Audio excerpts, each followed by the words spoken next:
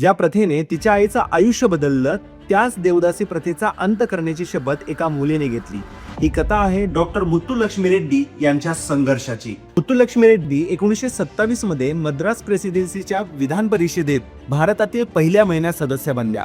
इथे त्यांनी देवदासी प्रथा बंद करण्याचा मुद्दा जोरात मांडला.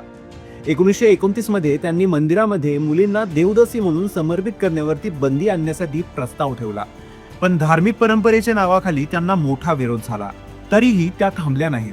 सामाजिक चळवळ, भाषणं आणि जनजागृती सुरूच ठेवली. अखेर 1947 मध्ये मद्रास देवदासीज ऍक्ट पास झाला आणि मंदिरांमध्ये मुलींना देवदासी म्हणून अर्पण करण्यावर कायदेशीर बंदी घालण्यात आली. हा कायदा म्हणजे फक्त नियम नव्हता, तो हजारो महिलांना शोषणातून मुक्त करणारा एक ऐतिहासिक निर्णय होता. आणि म्हणूनच इतिहास सांगतो, एका धाडसी स्त्रीचा आवाज समाज बदलू शकतो. तर मित्रांनो, कशी वाटली तुम्हाला ही माहिती हे मला कमेंटमध्ये नक्की सांगा आणि मला फॉलो करायला विसरू नका.